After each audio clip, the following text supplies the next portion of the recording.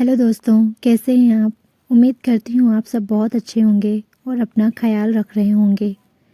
तो चलिए कहानी को शुरू करते हैं। दुल्हन के जोड़े में सजी रोली बेहद ही खूबसूरत और आकर्षक लग रही थी। वैसे तो रोली प्राकृतिक रूप से खूबसूरत थी, परंतु आज ब्यूटी पार्लर के ब्राइडल मेकअप ने उसके चेहरे पर चार चांद लगा दिया था। किंतु उसके कामनीय चेहरे पर आकुलता थी। उसकी नज़रें रिसेप्शन में आ रहे मेहमानों पर टिकी हुई थी। उसकी निगाहें बेसब्री से किसी के आने का इंतज़ार कर रही थीं। रोली को इस प्रकार परेशान देख वीर उसके हाथों को थामते हुए बोला, क्या बात है, आर यू ओके? रोली ओठों पर फीकी सी मुस्कान लिए बैठी बोली, यस आई एम ओके, परंतु थोड़ी सी थकान लग रही है। ऐसा सुनते ही वीर ने कहा, पार्टी तो काफ़ी देर तक चलेगी, तुम चाहो तो कुछ देर रूम में रिलैक्स होकर आ जाओ। वीर के ऐसा कहने पर रोली रूम में चली आई और फौरन मोबाइल फ़ोन निकाल नंबर डायल करने लगी। फ़ोन बजता रहा लेकिन किसी ने नहीं उठाया। रोली दुखी होकर वहीं सोफे पर पसर गई। उसे डोली आंटी याद आने लगी। आज वह जो भी है उन्हीं की वजह से है, वरना वह तो इस महानगरी में गुमनामी की ज़िंदगी जीने की ओर अग्रसर थी। वो डॉली आंटी ही थीं जिन्होंने वक्त पर उसका हाथ थाम लिया और वह उस गर्त में जाने से बच गई। आज उसका प्यार वीर उसके साथ है, यह भी डॉली आंटी की ही देन है। पर अब तक वे आई क्यों नहीं? उन्होंने तो वादा किया था कि वे अंकल के साथ उसकी शादी में ज़रूर आएंगी। यही सब सोचती हुई रोली वहाँ पहुँच गई। अपने परिवार वालों से जिद कर वह एक सफल इंटीरियर डिज़ाइनर बनने का इरादा मन में ठाने जब अपने छोटे से शहर जौनपुर से दिल्ली आई थी। यहाँ दिल्ली यूनिवर्सिटी में आकर उसने जो देखा उसे देख वह भौचक्की सी रह गई। यहाँ सभी लड़के लड़कियाँ बिना किसी पाबंदी के उन्मुक्त बिंदास अंदाज में खुलकर जीता देख रोली खुशी से उछल पड़ी। ऐसा उसने पहले कभी नहीं देखा था। यहाँ ना तो कोई किसी को रोकने वाला था और ना ही कोई टोकने वाला। जैसा चाहो वैसे जियो। रोली भी अब आज़ाद पंछी की भांति आकाश में उड़ने को तैयार थी। वह जौनपुर में दादी, मम्मी, पापा, चाचा, चाची, ताऊ, यहाँ तक कि उसका छोटा भाई भी उस पर बंदिशें लगाता। हर छोटी बड़ी बातों के लिए उसे अनुमति लेनी पड़ती, परंतु यहाँ ऐसा कुछ नहीं था। यहाँ रोली स्वयं अपनी मर्जी की मालकिन थी। वह वो सब कर सकती थी जो उसका दिल चाहता। दिल्ली में आने के पश्चात रोली अपना लक्ष्य भूल यहाँ के चकाचौंध में खो गई। वह तो अपनी रूम पार्टनर रागिनी के संग जिंदगी के मज़े लूटने लगी। रागिनी उसके 1 साल सीनियर थी और हर मामले में स्मार्ट।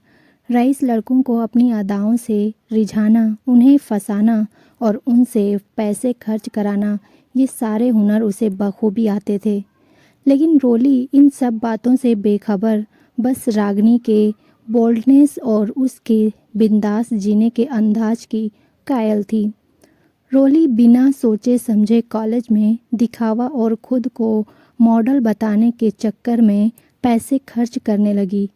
उसे इस बात का भी ख्याल न रहा कि वह एक मध्यम वर्गीय संयुक्त परिवार से ताल्लुक़ रखती है, जहां पैसे हिसाब से खर्च किए जाते हैं।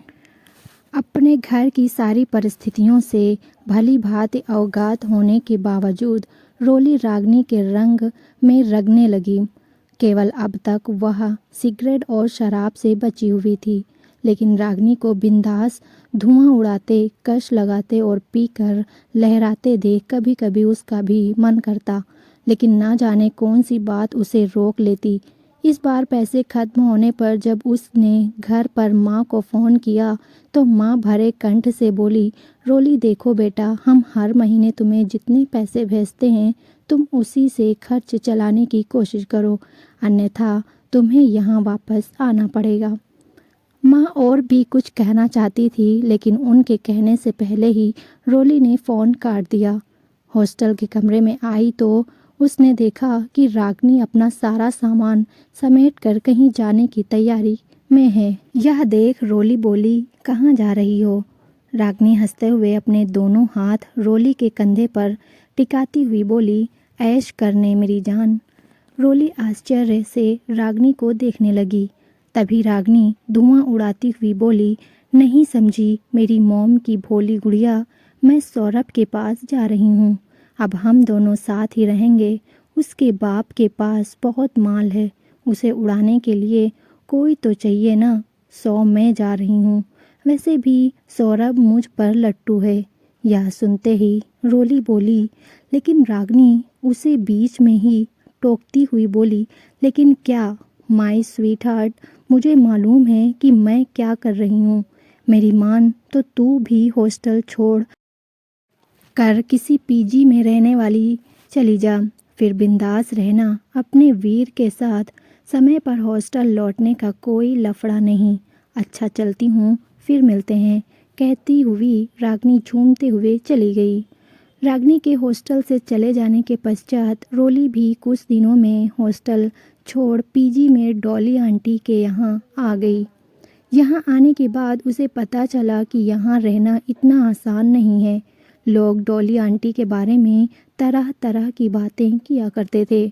कोई उन्हें खड़ूस, कोई पागल, तो कोई उन्हें सीसीटीवी कहता, क्योंकि उनकी नज़रों से कुछ भी छुपाना नामुमकिन था। आस पड़ोस की महिलाएं तो उनसे बात करने से भी कतराती। सब कहती कि ना जाने कब ये सनबकी बुढ़िया किस बात पर सनक जाए। डॉली आंटी की टोका टाकी की वजह से कोई ज़्यादा दिनों तक यहाँ टिकता भी नहीं था, लेकिन रोली का अब यहाँ रहना मजबूरी था, क्योंकि वह हॉस्टल छोड़ चुकी थी। और सबसे बड़ी बात, डॉली आंटी पैसे भी कम ले रही थीं। यहाँ से कॉलेज की दूरी भी ज़्यादा नहीं थी, जिसकी वजह से बस और रिक्शा के पैसे भी बच रहे थे। और साथ ही साथ डॉली आंटी के हाथों में वो जादू था कि वह जो भी खाना बनाती स्वादिष्ट और लजीज होता। उसमें बिल्कुल माँ के हाथों का स्वाद होता। सब ठीक था, लेकिन डॉली आंटी भी टोका टाकी और ज़रूरत से ज़्यादा हस्तक्षेप रोली को नागवार गुजरने लगा। वह वीर के साथ भी वैसे समय नहीं बिता पा रही थी जैसा उसने सोचा था। जब उसने वीर से इस बारे में बात की तो वह कहने लगा, आंटी रिट्रीक है तो क्या हुआ, वह तुम्हारा भला ही चाहती हैं। 1-2 साल में मेरा प्रमोशन हो जाएगा, कंपनी की ओर से मुझे फ्लैट भी मिल जाएगा और तुम्हारा ग्रेजुएशन भी पूरा हो जाएगा, फिर हम शादी कर साथ रहेंगे। वीर से यह सब सुन रोली स्तब्ध रह गई। वह तो उससे शादी करना ही नहीं चाहती। वह तो बस वीर को अपनी खूबसूरती और मोहपाश के झूठे जाल में केवल पैसों के लिए बांध रखी थी, और वह भी रागनी के कहने पर। लेकिन अब वीर उससे शादी की सोच रहा है। यह जानकर रोली विचलित हो गई। अपसेट रोली घर पहुंची तो उसने देखा कि डॉली आंटी और अंकल कहीं जाने की तैयारी में हैं। उसे देखते ही आंटी बोली, रोली बेटा, मैं और अंकल एक शादी में जा रहे हैं, कल रात तक लौटेंगे। तुम अपना और घर का ख्याल रखना, रात को दरवाज़ा अच्छी तरह बंद कर लेना। इतना कहकर वे दोनों चले गए। परेशान रोली को कुछ सूझ नहीं रहा था कि वह क्या करे। तभी रागनी का फ़ोन आया। रोली उसे फ़ोन पर सारी बातें बताकर इस समस्या से बाहर निकलने का हल पूछने लगी। तो रागनी ने कहा, डोंट वरी, आज रात में मैं तेरे रूम पर आती हूँ, दोनों पार्टी करते हैं और सोचते हैं कि क्या करना है।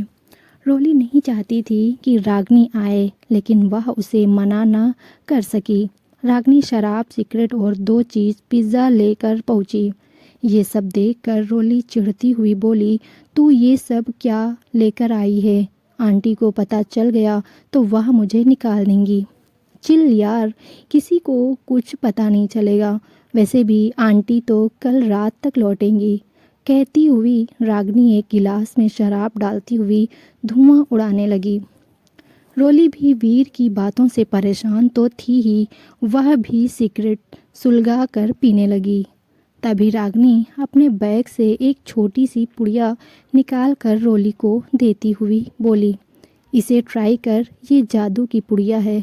इसे लेते ही तेरी सारी परेशानियां उड़न छू हो जाएंगी। यह सुनकर रोली पुड़िया खोलकर एक ही बार में ले ली।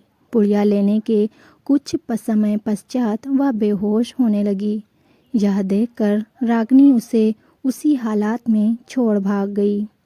जब रोली को होश आया तो उसने स्वयं को अस्पताल के बेड पर लेटा पाया, जहां एक और डॉली आंटी डबडबाई आंखों से स्टूल पर बैठी थीं और अंकल डॉक्टर से कुछ बातें कर रहे थे। रोली को होश में आया देख आंटी ने रोली का माथा चूम लिया। रोली घबराई हुई डॉली आंटी की ओर देखने लगी। तभी आंटी रोली का हाथ अपने हाथों में लेते हुए बोली, शादी में पहुंचने के बाद मैंने रात को कई दफ़े तुम्हें फ़ोन किया, लेकिन कोई जवाब नहीं मिला। किसी अनहोनी के भय से हम उसी वक्त घर लौट आए। यहाँ आकर देखा तो बाहर का दरवाज़ा खुला था और तुम बेहोश पड़ी थी। पूरे कमरे में शराब की बोतल, सिगरेट और ड्रग्स के पैकेट पड़े थे। हम समझ गए कि आखिर माजरा क्या है। फिर आंटी लंबी सांस लेते हुए बोली, तुम सब यह सोचते हो ना कि मैं इतनी खड़ूस, इतनी रिटिक्स क्यों हूँ? मैं ऐसी इसलिए हूँ क्योंकि इसी ड्रग की वजह से मैंने अपने एक लौते बेटे को खोया है और मैं यह नहीं चाहती कि कोई भी माँ बाप अपने बच्चे को इस वजह से खोए।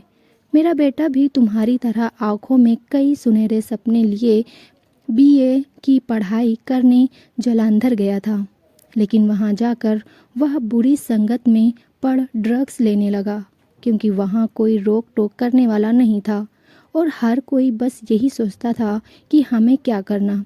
एक बार सप्ताह भर उसने कोई फ़ोन नहीं किया। हमारे फ़ोन लगाने पर वह फ़ोन भी नहीं उठा रहा था। तब हम परेशान होकर उसके पास पहुँचे तो पता चला कि वह ड्रग्स की ओवरडोज के कारण हफ्ते भर से अपने कमरे में बेहोश पड़ा है। उसे देखने वाला कोई नहीं था। हम उसे उसी हालात में यहाँ ले आए, लेकिन बचा ना सके। यह सब कहती हुई डॉली आंटी फूट फूट कर रो पड़ी। रोली की आंखों के कोर में भी पानी आ गया। आंटी ने आगे बताया कि तुम भी ड्रग्स के ओवरडोज की वजह से बेहोश पड़ी थी। आज पूरे 2 दिन बाद तुम्हें होश आया है। यह सुनकर रोली की आंखें शर्म से झुक गईं। तभी आंटी बोली, बेटी गलतियां तो सभी से होती हैं, लेकिन उन गलतियों से सबक लेकर आगे बढ़ना ही जीवन है। अक्लमंदी और समझदारी इसी में है कि वक्त रहते उन्हें सुधारा लिया जाए। फिर आंटी मुस्कुराती हुई बोली, वीर एक अच्छा लड़का है, तुम्हें बहुत प्यार भी करता है और शायद तुम भी, वरना पिछले 1.5 साल में रागनी की तरह तुम भी कई बॉयफ्रेंड बदल चुकी होती। वीर तुम्हें कई बार फ़ोन कर चुका है। मैंने उससे कहा है कि तुम हमारे साथ शादी में आई हो और अभी काम में व्यस्त हो। खटखट की आवाज़ से रोली वर्तमान में लौट आई। दरवाज़ा खोलते ही डॉली आंटी और अंकल सामने खड़े थे। उन्हें देखते ही रोली आंटी से लिपट रो पड़ी। उसे शांत कराती हुई आंटी बोली, रोते नहीं बेटा, अब तुम एक सफल इंटीरियर डिज़ाइनर हो। तुम सफलता के उस शिखर पर हो जहां पहुंचने का सपना लिए तुम इस महानगरी में आई थी। आज खुशी का दिन है, अब आंसू पोंछो और चलो, वीर तुम्हारा पार्टी में इंतज़ार कर रहा है। तो दोस्तों, हमारी कहानी यहीं पे ख़त्म होती है। अगर आपको पसंद आई हो तो लाइक, शेयर, सब्सक्राइब ज़रूर करें। कल फिर मिलेंगे एक नई कहानी के साथ। तब तक के लिए अपना ख्याल रखिए और दुआओं में मुझे याद रखिए। बाय।